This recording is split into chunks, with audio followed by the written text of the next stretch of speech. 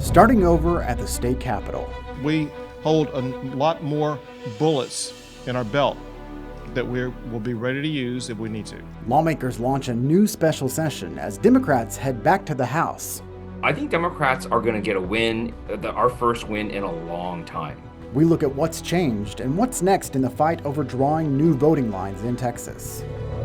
With legislation stalled at the Capitol, Texas flood victims work to move forward. I got way more going on than to sit and watch the news and be mad at Democrats or be mad at Republicans or whatever. The challenge is ahead, and who's already stepping up to help people rebuild and recover.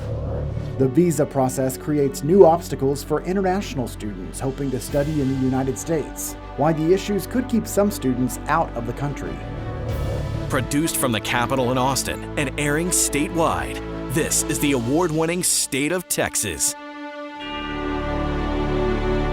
Hello, and thank you for joining us. I'm Josh Hinkle. Work has started on the second special session at the Texas Capitol. Governor Greg Abbott called on lawmakers to take action on 19 items, including flood-related bills, property tax cuts, as well as restrictions on THC and abortion. And the plan causing the most division is back on the agenda, redistricting. Capitol correspondent Dylan McKim shows us what's at stake. Do not go very far. The first special session of the 89th legislature will go in the books with nothing to show for it. The packed 18-item agenda had relief for victims of the Hill Country floods. Wes Friedel represents those victims. It's incredibly disappointing. We have people that need resources right now. We have some funding in some of those bills that I think would be critical. Governor Greg Abbott quickly called a second special session with the same agenda, but with one additional item: enhancing youth camp safety. More than 190 bills have already been filed in the Texas House. Democratic State Representative Ann Johnson is returning to Texas. We spoke to one of her caucus colleagues on Thursday. All of us were able to stay together and see the end of this first session come to an end. We did exactly what we said we needed to do, and that is bringing a spotlight on this issue. California lawmakers will release its proposal for redistricting on Monday. California Governor Gavin Newsom said it will stop its gerrymandering effort if Republican states do too. We're not waiting and we're not anticipating that these states will be passive, particularly with the directive coming from President Donald Trump. But Governor Abbott is not backing down. He's all talk and no action. A new redistricting map is already filed. It's the same as the original proposal that will give Republicans an edge to pick up 5 seats with a slight tweak in West Texas. But Governor Abbott hinted in a news conference Friday he may add state house redistricting to the call as well. We hold a lot more bullets in our belt that we'll be ready to use if we need to. In Austin, I'm Dylan McKim. Thanks, Dylan. Houston Democrat Jean Wu leads the House Democratic Caucus. The representative spoke with Capitol correspondent Adam Schwager. He talked about the decision to return to Texas and what lies ahead in the fight over redistricting. What have the conversations in the caucus been like in terms of trying to figure out what the next steps will be if you guys would return at all? Yeah. So, I mean, look, we have members who are like, let's keep going into infinity. They want to fight everyone and everything. I mean, they're so jazzed. Everyone's really, really pumped up about what's going on right now, because for the first time, I think Democrats are going to get a win, our first win in a long time, right? And especially for Texas, where we've been sitting there being kicked in the teeth while we're trying to save Texans, session after session. This is ecstatic for many people. And not only that, but we are seeing that Democrats are making a difference across the country. I mean, how many people get to say that?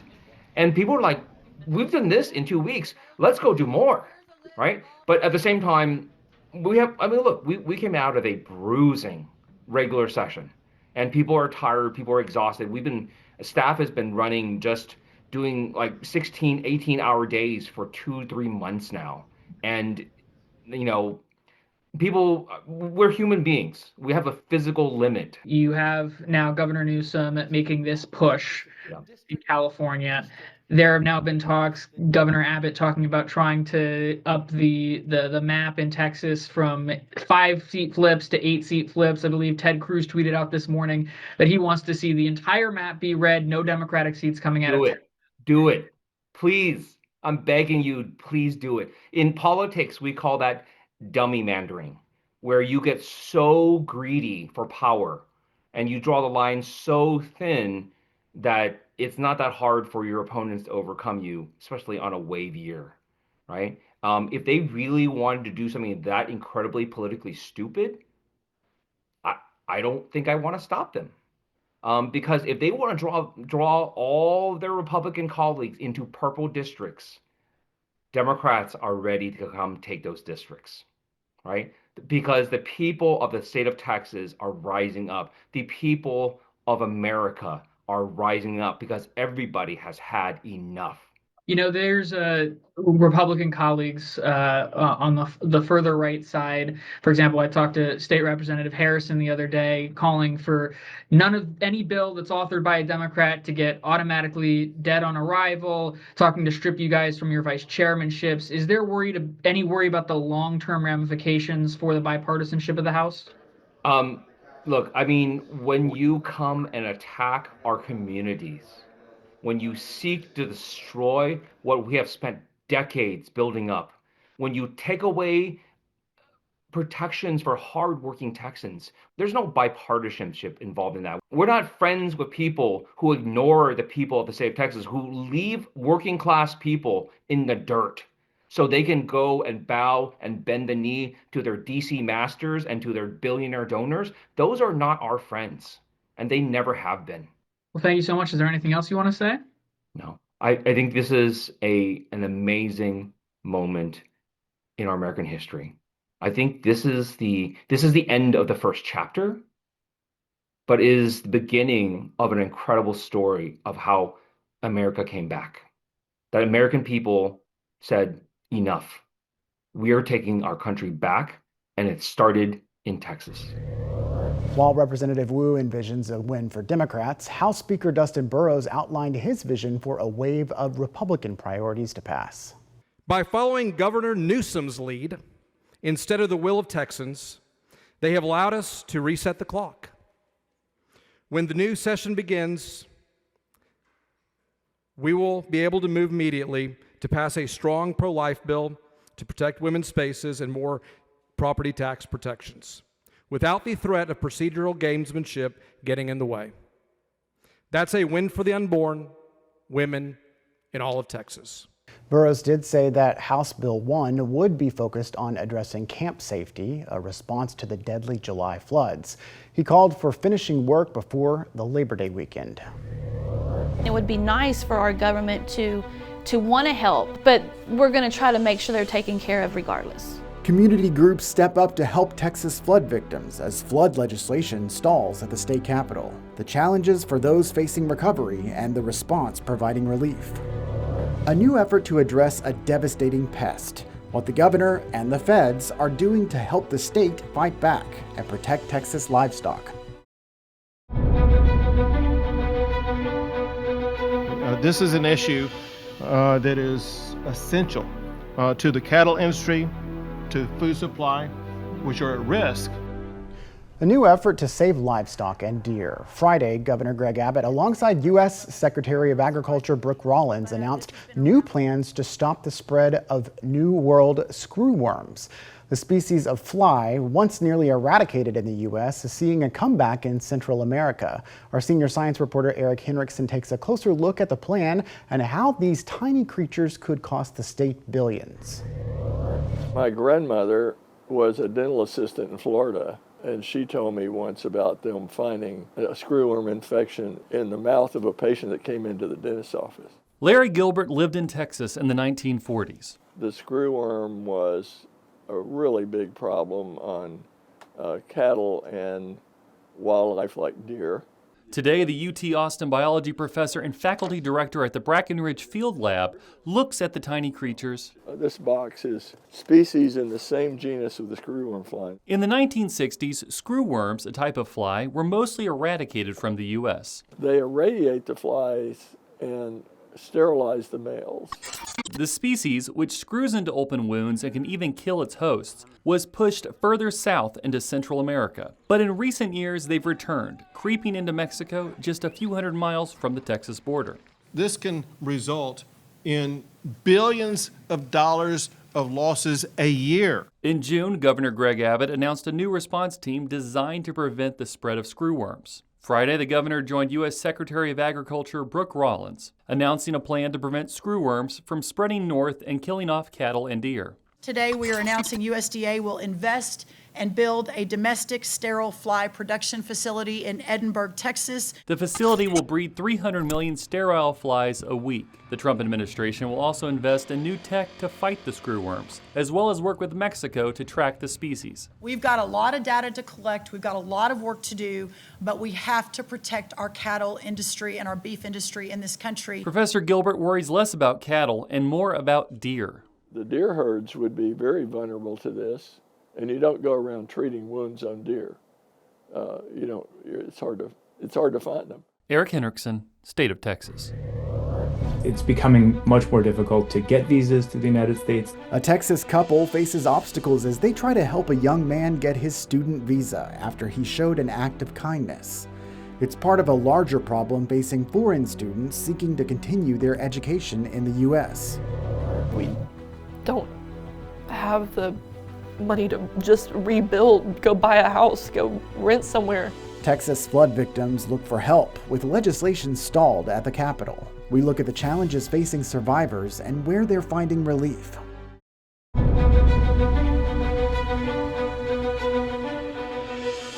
People from other countries trying to enter the United States are facing major challenges with the visa application process.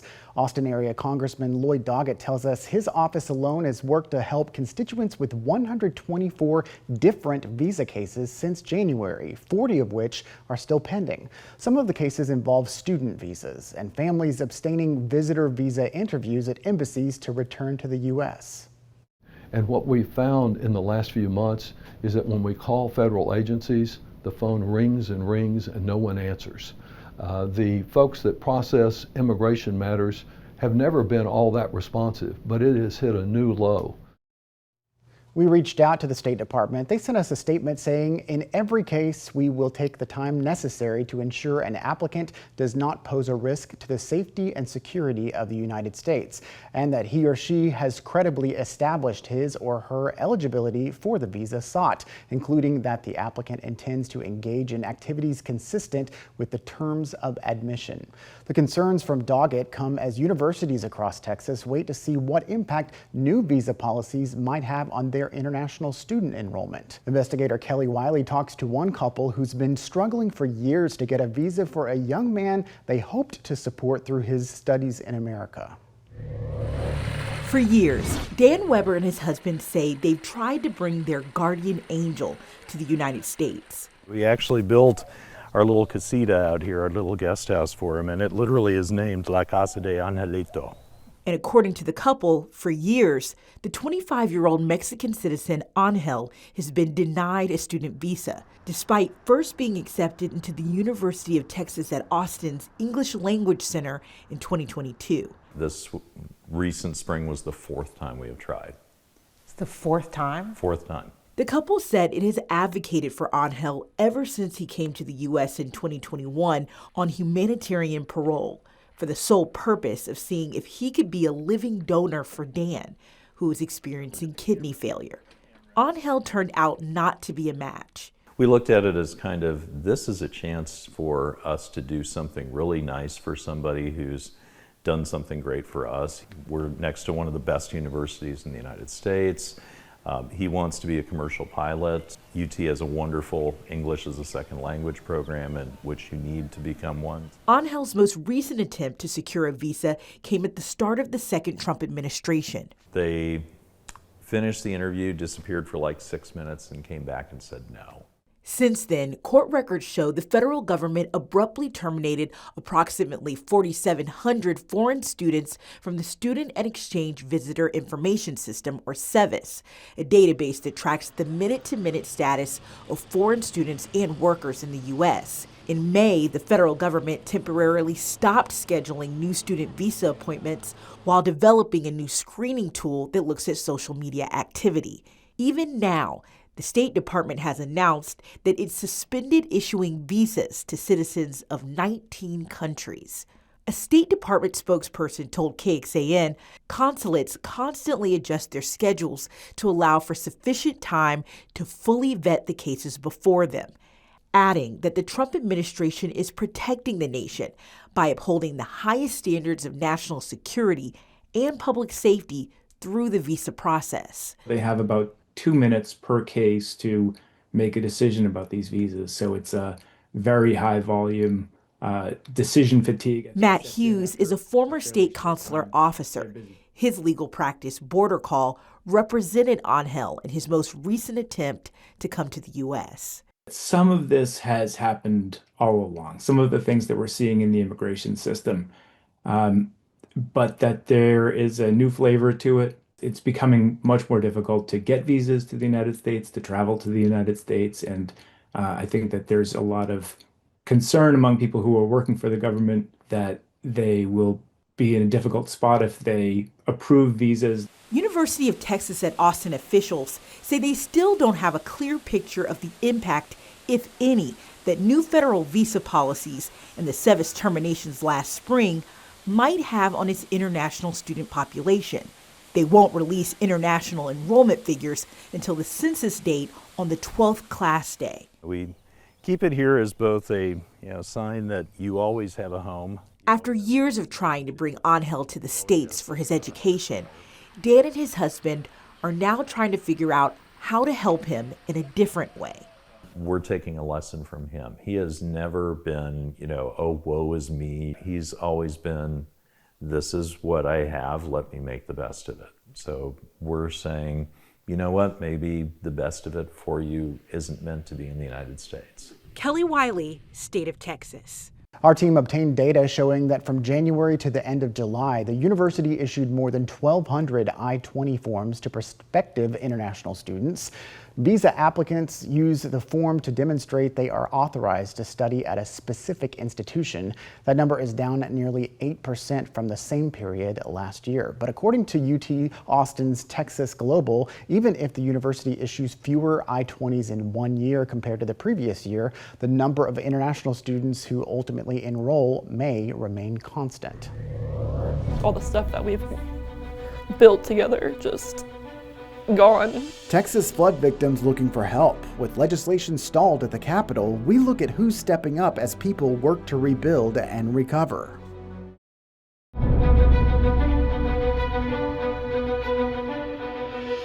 Before the end of the first special session, Texas senators passed a slate of bills in response to the floods that killed more than 100 people.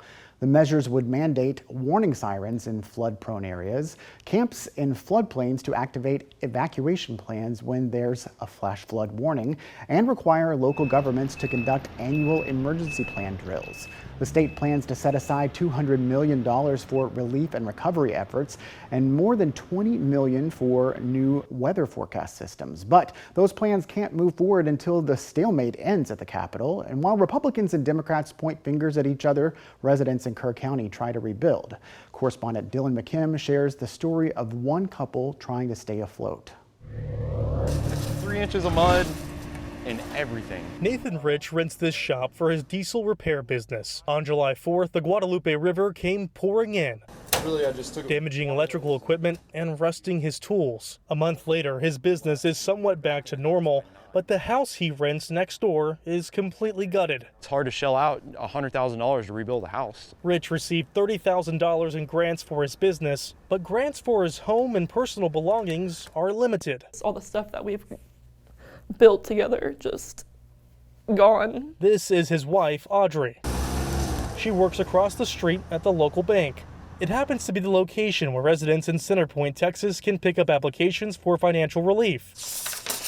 That money is being distributed by the Center Point Alliance for Progress, which has about $270,000 to hand out. We have a committee that actually went to their houses to verify that they did have damage. So far, it's helped 58 families with $2,500 checks. Paid rent.